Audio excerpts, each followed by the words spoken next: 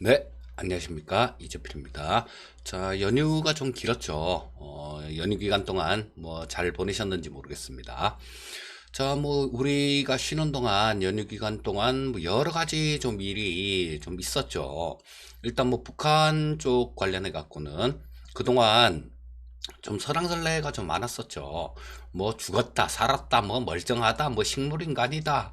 뭐 이런 얘기들 굉장히 많았었는데, 저 김정은이 비료공장을 시찰하면서 뭐 이런 논란에 대해서 다 잠재우는 그런 모습이었습니다. 그런데 좀 이런 것들을 보면서 우리 언론들이 좀 각성을 해야 되는 거 아닌가 싶은 생각이 듭니다. 그리고 중요한 공직에 있으신 분들 같은 경우도 그쵸. 뭐, 이런 것들이 아무 영향을 안 주면 모르겠는데, 주식시장에 영향을 주게 되니까 상당히 좀 신중하게 좀 얘기를 해줬으면 하는 바람이에요. 김정은 처음에 CNN 쪽에서 뉴스가 나오고 그것들이 확대 재생산되면서 우리나라 코스닥 시장 같은 경우는 순식간에 5%가 빠졌지 않습니까? 자, 그렇기 때문에 이런 부분들은 좀 상당히 좀 주의를 해줬으면 하는 생각입니다. 물론 이런 것들을 좀 옥석을 가리는 거는 투자자들의 몫입니다. 그렇기 때문에 더 열심히 또 공부도 하고 주변 정황을 합리적으로 좀 생각할 수 있는 그런 능력이 필요하겠죠. 자, 오늘도 뭐 구독, 좋아요, 알람 3종 세트 눌러 주시고요. 자, 일단 뭐 해외 증시 뉴스들 이런 부분들부터 좀 보고 넘어가도록 하겠습니다. 자, 뭐 뉴스 지난 주말에 미국 시장이 좀 상당히 좀 안 좋게 마감이 됐죠. 자, 미국 시장 굉장히 좀 많이 빠졌는데 요거는 트럼프의 입이었어요, 또. 자, 코로나19가 우한 바이러스 연구소에서 발언했다는 증거를 봤다라는 얘기를 하면서 조금 시장의 우려가 커지는 모습이었어요. 자, 그러면서 일단 미국 쪽에서 나오는 얘기들을 좀 살펴보게 되면, 자, 중국 쪽에 재정적 보상을 하도록 만드는 방안을 검토하겠다. 자, 이런 얘기를 했고요. 그 다음에 또 중국 주권 면제 권한을 박탈하겠다. 이런 것들은 만약에 박탈을 하게 되면 이 전 세계 이 피해자들이 중국 쪽에다 소송을 걸 수 있는 그런 방법, 그런 길을 터주게 되는 거죠. 하지만 요거는 국제법상 그렇게 쉽지는 않을 거예요. 자, 그리고 또 일각에서 나왔던 국채 상환 거부 움직임, 거부를 할 수 있다라는 거. 요거도 마찬가지로 이 미국 쪽이 지금 기축통화 국가인데요. 예전에 그 브레튼 우즈 체계가 붕괴될 때 그때 전 세계를 대상으로 미국이 사기를 한번 쳤어요. 이 부분은 나중에 제가 또 기회가 되면 영상을 만들어서 다시 좀 올려드릴 겁니다. 하지만 이런 부분들도 마찬가지죠. 신뢰성의 문제예요. 자, 뭐, 바이러스가 그쪽에서 나온 증거가 있다고 해서 미국이 중국한테 진 빚, 야, 이거 안 갚아. 이럴 수가 없는 거죠. 신뢰성의 문제이기 때문에. 자, 그리고 뭐, 퇴직연금 중국 주식 투자 금지, 뭐, 요런 부분들은 얼마든지 좀 가능성도 있다라고 보셔도 될 것 같고요. 그리고 가장 좀 현실적이고 가능성이 높은 게, 관세, 트럼프는 나는 관세맨이다 그러죠. 중국에 관세를 물리는 방안들, 자, 요런 것들이 검토되고 있다라는 얘기를 하는데요. 자, 커들로는 그런 얘기를 했죠. 뭐, 국채상환 거부에 대해서는 선을 딱 그었습니다. 이거는 신성 불가침의 영역이다. 뭐 그런 일은 있을 수 없다. 라고 얘기를 하면서, 자, 부채 무효화는 전혀 고려하고 있지 않다라는 그런 얘기를 했고요. 자, 그 다음에 좀 뭐 미국은 대통령이 좀 이상하다 보니까 CEO들도 그렇게 되나요? 앨런 머스크 테슬라 CEO는 갑자기 그 자기 트위터에다가요. 우리 회사 주가 너무 높아. 우리 회사 주가 너무 비싸. 이런 얘기를 하면서 좀 주가 급락에 일조하는 그런 모습이었습니다. 자, 그래서 여러 가지가 좀 우리 뭐 처음에 연휴 들어갔을 때 그때 미국 시장 같은 경우는 분위기 괜찮았었죠. 좀 상당 부분 좀 올라왔다가 뭐 수요일 저녁엔 올라왔다가 목요일 날 조금 빠지고 금요일 날 상당히 좀 안 좋은 모습이 나왔는데, 이런 부분들 때문에 제가 그 전에, 연휴 전에 일정 부분 현금은 좀 만들어 놓고 넘어가는 게 좋겠다라는 그런 말씀을 드렸었어요. 왜냐하면 이 중간에는 뭐 어떻게 우리가 할 수 있는 그런 방법이 없지 않습니까? 그런 방법이 없기 때문에 조금 현명한 투자자라면 계좌에 어느 정도 현금은 갖고 넘어간 투자자가 현명할 겁니다. 그래서 만약에 이번에도 그렇게 대응을 하지 못하신 분들 같은 경우도요, 마찬가지입니다. 다음번에 이 시장은 계속 뭐 오늘만 거래하고 안 할 거 아니지 않습니까? 이런 움직임들 기억해 두셨다가 뭔가 불확실성이 있고 그럴 때는 현금을 좀 갖고 넘어가는 그런 게 가장 좋다라는 생각입니다. 또 오펙 플러스에서는 지금 감산에 돌입을 했고요. 그리고 또 저쪽 미국 쪽에서도 마찬가지 셰일 업체들이 자발적으로 조금 감산을 할 것이다라는 그런 기대감들도 지금 좀 있는 그런 상황입니다. 뭐 미국 시장부터 시작해서 글로벌 증시들 움직임 모습들 좀 살펴보도록 하겠습니다. 뭐 아시아 증시들은 30일까지 중국 중화권 시장은 있었죠. 뭐 중국이 1.33% 정도 상승 마감하는 모습이었고요. 홍콩은 29일까지 했습니다. 홍콩은 0.28% 정도 상승. 뭐 대체로 아시아권 증시들은 그리고 일본이 어제도 했었는데요. 일본은 어제는 2.8% 정도, 뭐 일본 말고는 다른 거의 한 시장이 없으니까 일본도 살펴보면 일본이 2.84% 정도 어제 하락하는 모습이었습니다. 어제가 아니라 지난주 1일, 예, 그러니까 지난주 금요일을 얘기하는 거죠. 미국 3대 지수 한번 짚어보도록 하겠습니다. 다우가 2.55% 정도 하락 마감했고요. S&P 500이 2.8% 정도 하락 마감했습니다. 나스닥도 마찬가지 3.2% 정도 하락 마감하면서 지난주 주가는 상당히 좀 안 좋은 그런 모습으로 마감됐습니다. 필라델피아 반도체 지수도 마찬가지 뭐 한 5% 정도 빠지면서 조금 뭐 우리나라 시장하고 관련 있는 그런 지표도 좀 안 좋은 그런 모습으로 마감된 하루였습니다. 나스닥 10분봉을 보면서 움직임 모습을 좀 살펴보도록 하겠습니다. 이때였었죠. 우리 장은 이것까지 반영을 했었고요. 이거부터는 반영을 안 했는데 첫날은 상당히 좀 좋았었어요. 첫날은 뭐 조금 좀 갭으로 올라서 시작해서 쭉 치고 올라갔는데 이때는 제롬 파월 의장이 또 그런 얘기를 했었죠. 코로나19 관련해 갖고 이거 대응을 하기 위해서 또 경제 활성화를 위해서 할 수 있는 모든 걸 다 하겠다라는 연준 통화정책회의가 끝나고 인터뷰 과정에서 그런 얘기를 했어요. 그러면서 굉장히 좋은 모습으로 마감이 됐고요. 그 다음 날은 조금 좀 안 좋았었죠. 조금 뭐 박스권 정도로 그렇게 움직였다라고도 볼 수 있는데 조금 빠져 시작했다가 넘어갔나 이런 거였었죠.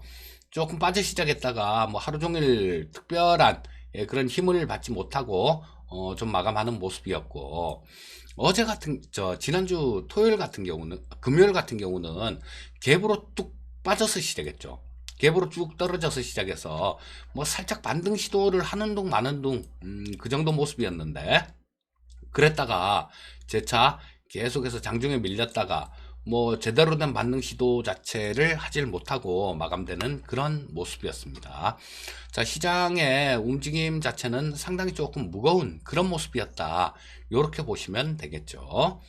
그럼 나스닥 일봉을 보면서 또 한번 말씀드리도록 하겠습니다. 나스닥 같은 경우는 뭐 다우하고 S&P 지수는 또 좀 틀립니다.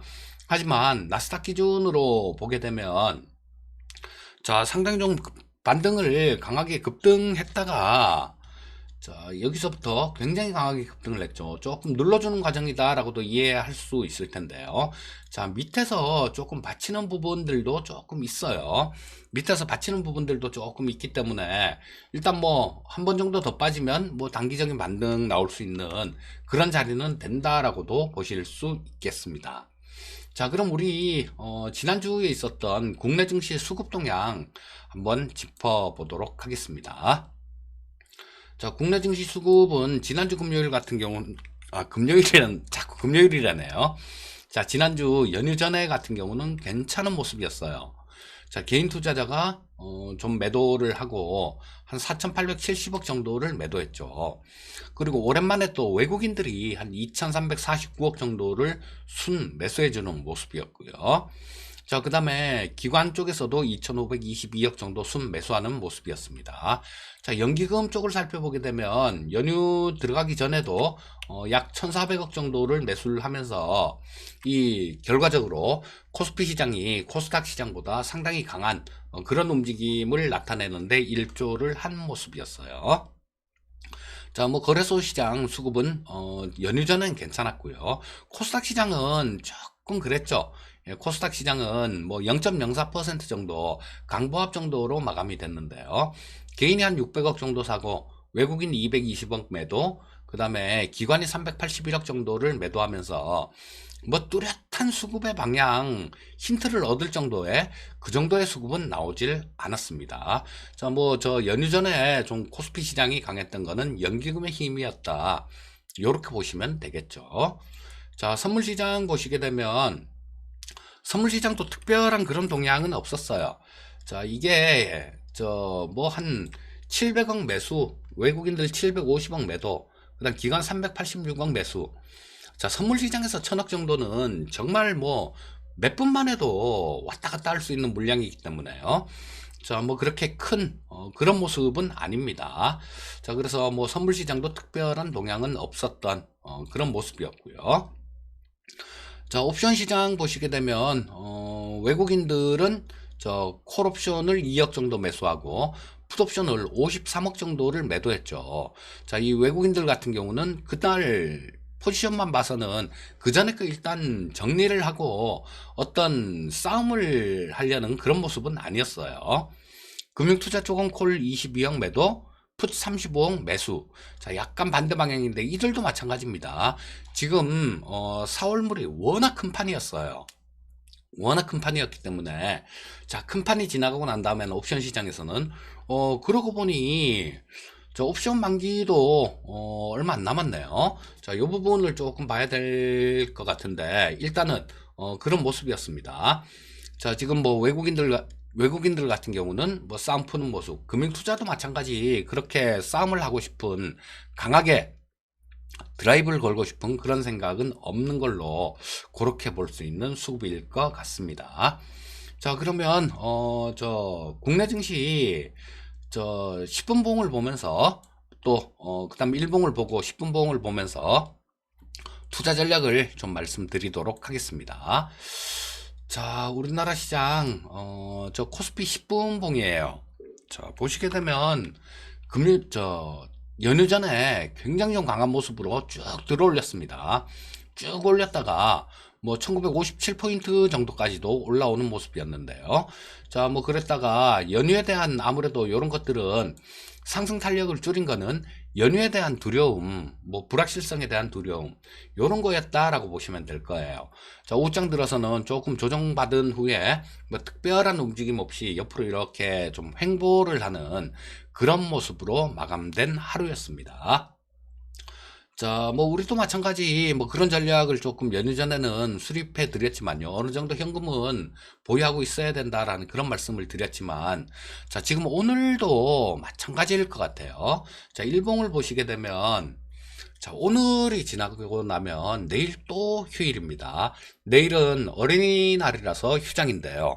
자, 이런 것들이 뭐 오늘 같은 경우는 예를 들면 뭐 해외 시장 미국 쪽이 많이 빠졌다고 하더라도 또 좀 저 기술적 반등이 나온다고 하더라도 내일 또 빠져버리면 꽝이 되는 거죠. 그렇기 때문에 오늘도 역시 마찬가지 불확실성이 존재합니다. 자, 그래서 보시게 되면 지금 61평선 자체는 상향 돌파를 했어요. 자, 파란 선이 62평선인데 자, 그거를 상향 돌파를 하는 모습이 나타났는데요. 일단 뭐 이거 돌파를 했다고 전부 다 만사형통은 아닙니다. 자, 이동평균선 같은 경우도 방향성을 보셔야 되는데요. 여전히 60일 이동평균선 같은 경우는 방향은 아랫방향으로 향해 가고 있습니다. 그렇다면 여기서 뭐 전에처럼 그런 굉장히 좋은 시장 이런 것들을 기대하기는 상당히 좀 어렵다라고 보셔야 돼요. 자, 이평선 자체가 주가를 끌어내리는 그런 역할을 할 겁니다. 자, 그래서 치고 올라가기에는 조금 무리다 이렇게 보시면 될 것 같고, 다만 좀 빠진다고 하더라도요. 자, 밑에서 보시게 되면 요 상승하고 있는 22평선 있죠. 자, 이게 올라오면서 조금 받쳐주는 그런 역할을 하게 될 겁니다. 자, 그렇다면 지금 뭐 답은 나오는 거죠. 서두를 필요 없다. 그리고 그 전에 연휴 전에 이 현금을 조금 만들어 놓으신 분들 같은 경우는 서두를 필요 없고 그냥 조금 느긋하게 관망을 하면 된다라는 그런 결론이 나오는 거고요.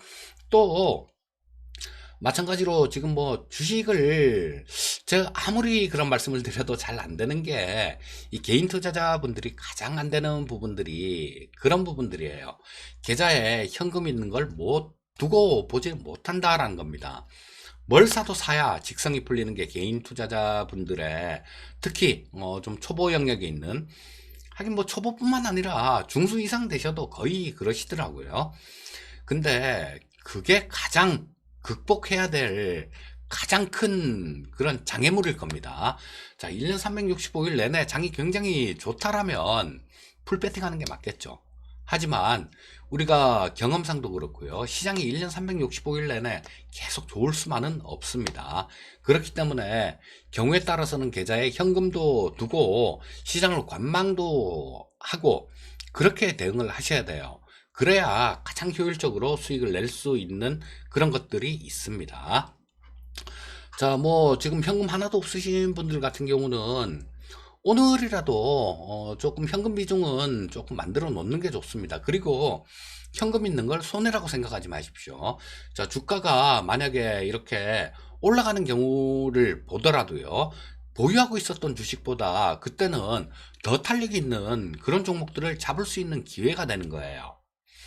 자, 그래서 뭐 어느 정도 조금 현금을 조금 만들어 놓으시고, 지금 5월달 같은 경우는 그렇게 뭐 3월 달이나 4월 달, 뭐 4월 달에 굉장히 좋았었죠. 4월 초 막 이때 뭐 3월 한 20일서부터 시작해서 굉장히 좋은 모습이었는데 이런 모습이 나오기는 힘들 거다라고 봅니다.